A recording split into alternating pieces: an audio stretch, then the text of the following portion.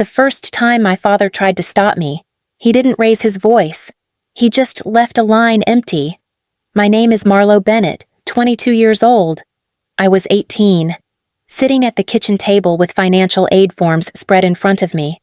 The air smelled faintly like motor oil because Dad had been working on Caleb's truck and wiped his hands on a rag before sitting down.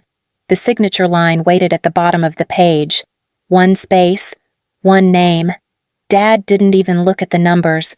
"If you want to leave," he said, leaning back. "Leave. But don't ask me to sign off on it. It's not signing off." I said, "It's just verifying income." "That's the same thing." Caleb was on the couch, phone in his hand. He didn't look up. I kept waiting for him to say, "Just sign it." He didn't. Dad pushed the papers toward me. "You go to college. You're on your own." I thought he was bluffing. I really did. He had just lost his job at the plant that spring. Everything in the house felt tight. Bills stacked on the counter. Silence at dinner. I figured this was about money. Then he said it. "You walking across that stage means I failed with him." He nodded toward Caleb without looking at him. "That's not how that works," I said. "In this house." He replied quietly. "It is." That was the first time I understood. It wasn't tuition. It wasn't pride. It was comparison. The counselor didn't approve the override right away. She asked for letters, documentation, proof that I couldn't rely on him. I had to explain, in writing, that my father refused to participate. I had to sit there while she read it. When the approval finally came, it felt less like victory and more like exile. I laid the letter on the table. Dad stared at it for a long time. "So you found a way around me," he said. And that was when things in the house began to quietly shift. The money was supposed to be my way out. $3,200. I counted it 3 times the night before I gave it to him. Tips from the grocery store. Extra shifts. Missing prom. Missing a lot of things. "Can you keep this safe?" I asked. Dad didn't look at me. "Safe from what? From me spending it." He smirked, finally being responsible. I believed him. That's the embarrassing part. 2 weeks later, Caleb's truck was back in the driveway, the dent on the side gone. Fresh plates. He was laughing on the porch like nothing had happened. I walked inside and opened Dad's desk drawer. Empty envelope. "Where's my money?" Dad didn't even pause the television. It went where it needed to go. "That wasn't yours. It's this family's," for what I said, already knowing. Caleb stepped in from the porch. It was just insurance and a fine. Chill. How much was the fine? He looked away. Dad answered for him. "More than you needed for books." That's when it hit. It wasn't about emergency. It wasn't about helping Caleb. It was about choosing him. Again. "You said you'd keep it safe." I did. Dad said, "Safe from you wasting it. On college. On leaving." Caleb shifted his weight. "You're still going anyway." "Why does it matter?" I stared at him. "Because it was mine." Dad stood up then, not loud, just taller. "If you walk out that door for school," he said, "don't expect anything else." And I knew he meant it. The acceptance packet came in a thick envelope with the state seal stamped in blue. I left it on the counter for less than a minute. Long enough. Dad saw it. He didn't touch it. Just looked. That night, after my shift, my key wouldn't turn. I tried twice before I understood. The porch light was on. I could hear the television inside. Caleb laughing at something like it was any other Tuesday. I knocked. Dad opened the door halfway. "You forget something. My key doesn't work." I changed the locks. "For what? For when you leave." "I'm not leaving for 6 weeks." "You said you're going," he replied. "So, go. My clothes are in there." He stepped back just enough for me to see boxes stacked near the stairs. "My boxes." I packed it. He said, "You went through my room. It's my house." Caleb appeared behind him. You're making this bigger than it is. Bigger, I said. You wrecked your truck and somehow I'm the disruption. Dad's voice sharpened. Watch your tone. You already took my money, Caleb snapped. It was one mistake. And I paid for it. Dad pointed toward the driveway. You want independence. Start tonight. A curtain shifted across the street. Mrs. Harlan's silhouette moved behind her living room window. She saw. Nobody said anything. I don't have anywhere lined up yet. I said, that's not my responsibility. It wasn't loud. That made it worse. I lifted the first box. My yearbooks were on top. I almost laughed at that. You'll come back, Caleb muttered. I looked at him. No, I won't. Dad stood there like this was discipline, not exile. You walk off that porch, he said. You don't come back expecting a place here. I carried everything to my car in 4 trips. Nobody stopped me. College wasn't glamorous.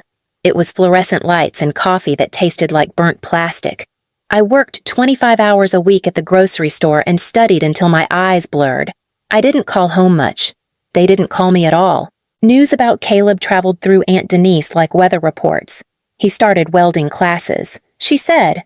A month later, he dropped them. Then warehouse job. Then nothing. I came home for Thanksgiving once. The driveway looked wider. The Silverado was gone. Where's the truck, I asked. Dad kept carving. Insurance dropped him. Caleb's jaw tightened.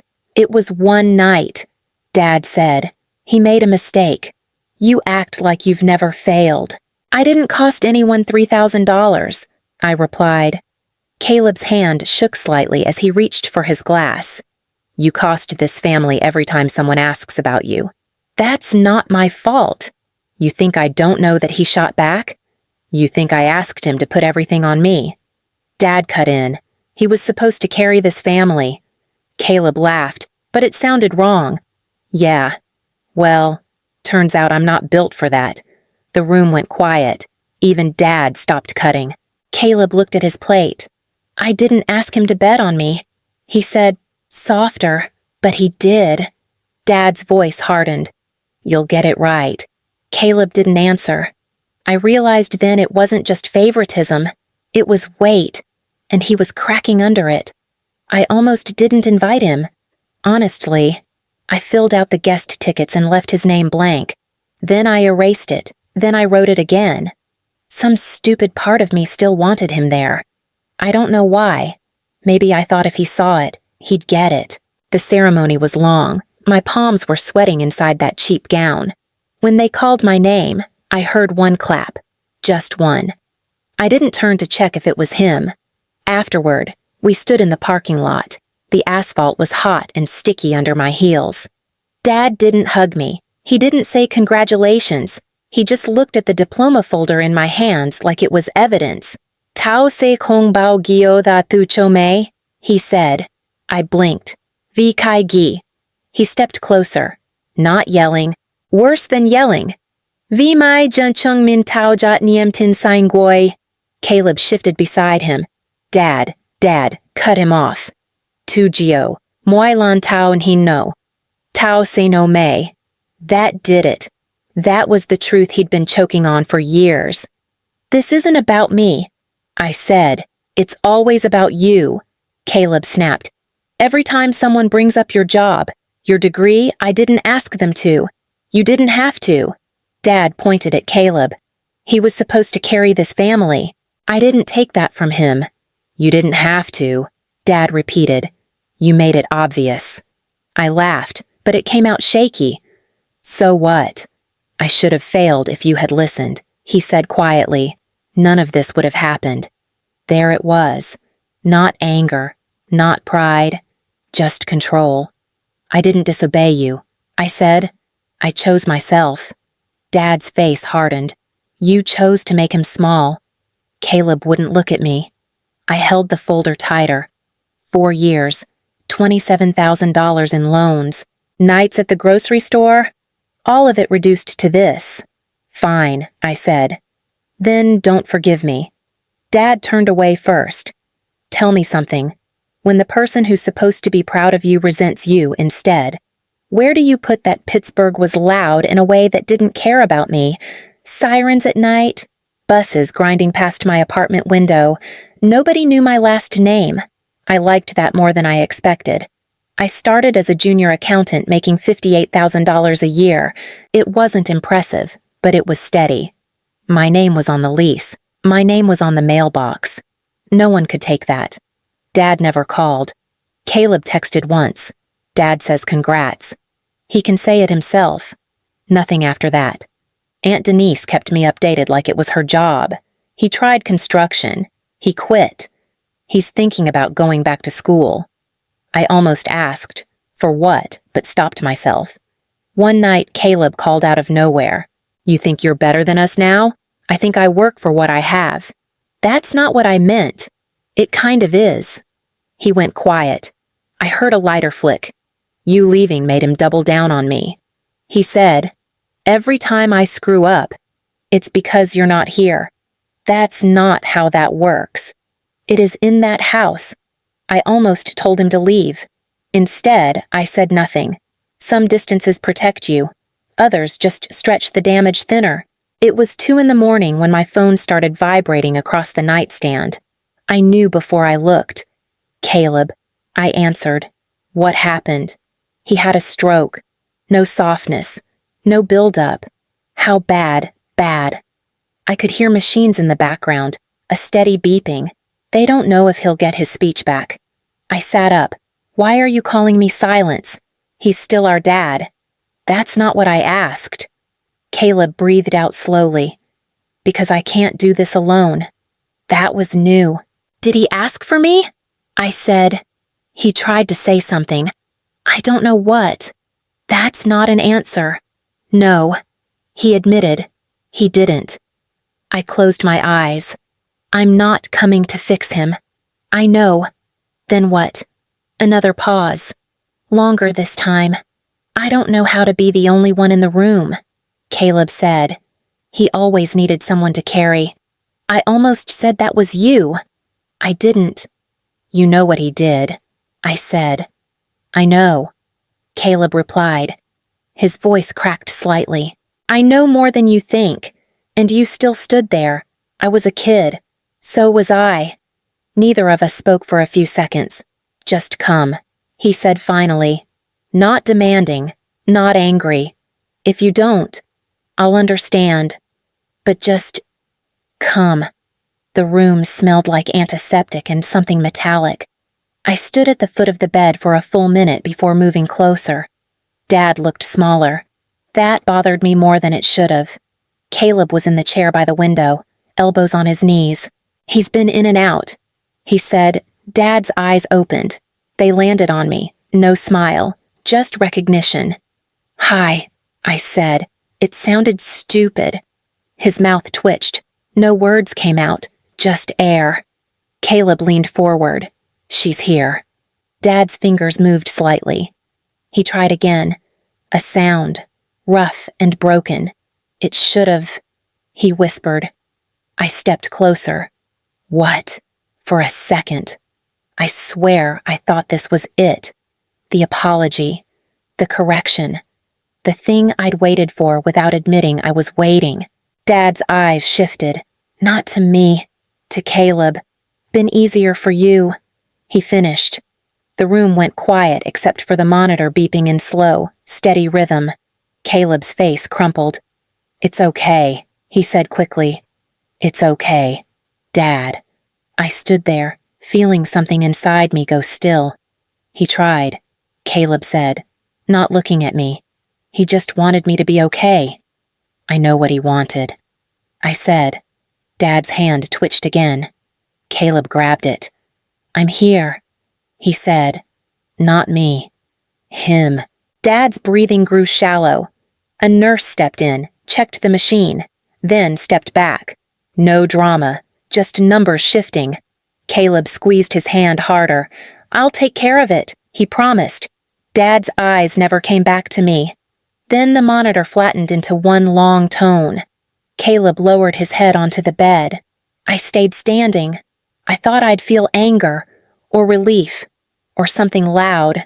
Instead, it was quiet, like something had ended a long time ago and this was just paperwork. Tell me something. If the person who hurt you dies still believing they were right, does that make you stronger, or just more alone? The lawyer's office smelled like dust and burnt coffee. Caleb sat across from me, tapping his knee like he was waiting for test results. Mr. Donnelly folded his hands. Franklin Bennett left the house and all remaining liquid assets to Caleb Bennett. Caleb leaned forward. What are we talking about? The property is valued at approximately $142,000. The savings account holds $38,000. Caleb nodded once. Slow. And me, I asked. The lawyer glanced down. There is no financial allocation to you, Ms. Bennett. I didn't flinch. I had known before he finished the sentence. There is, Mr. Donnelly added carefully, a handwritten note. He slid the paper toward me. She chose her own path. That was it. 8 words.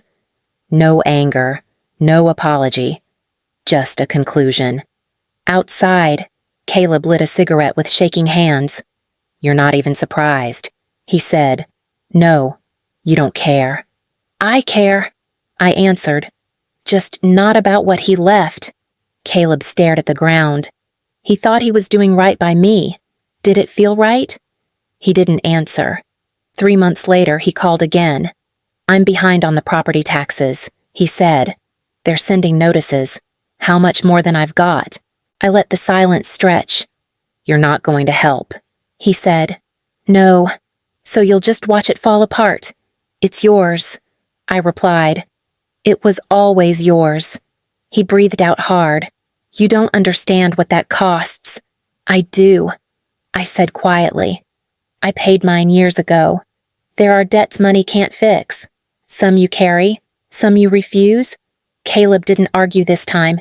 He just said, I'll figure it out. I hope he does. As for me, I kept walking the path I chose.